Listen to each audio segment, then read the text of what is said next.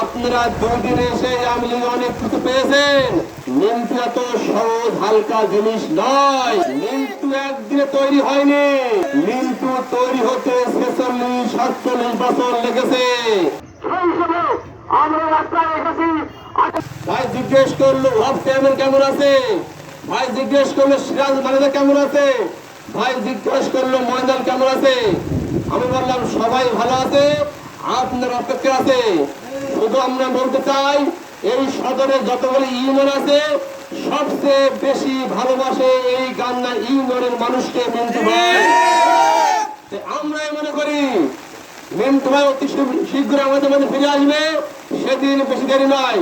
তবে আপনারা যারা মনে করছেন মিন্টু ভাই দিন শেষ, আপনার হুঁশিয়ার করে দিতে চাই মিন্টু এত সহজ হালকা জিনিস নয়। মিন্টু একদিনে তৈরি হয়নি। মিন্টু তৈরি হতে 46-47 বছর লেগেছে। আপনারা দুদিন এসে আওয়ামী লীগ অনেক কিছু পেয়েছেন। আমরা তাদেরকে বলতে চাই আর কোনো ভয় নেই, সামনে আমাদের সুদিন। অবশ্যই মিন্টু ভাই এই বাজারে আসবে, এখানে দাঁড়িয়ে বক্তব্য দেবে। সেই আহ্বানে সেই প্রত্যেকে আজকের কর্মসূচি এখানে ঘোষণা শেষ করছি। আপনারা আজকে মানববন্ধনে এসে সবাই এখানে মিথ্যা মামলার আমরা সঠিকভাবে তার প্রতিবাদ করতে পারি, এই বলে আমার বক্তব্য আমি শেষ করছি।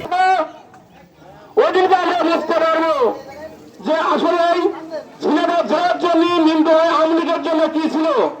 বঙ্গবন্ধুর রাজনীতির অনেকের রাজনীতি নিশ্চিন্ন করার জন্যই নেতা মিজানুর রহমানকে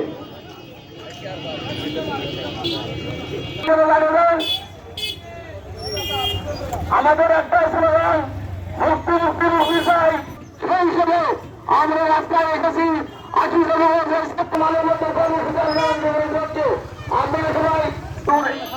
এমপি বান্ধবী কি দুর্নীতি পাবো, অনুসরণ সিনেমা মাটিতে আসবো এবং রাজনীতি ময়দানে প্রিয় নেতা একমাত্র হাল করেছেন সে আমাদের প্রিয় নেতা সাইদুল করিম মিন্টু ভাই।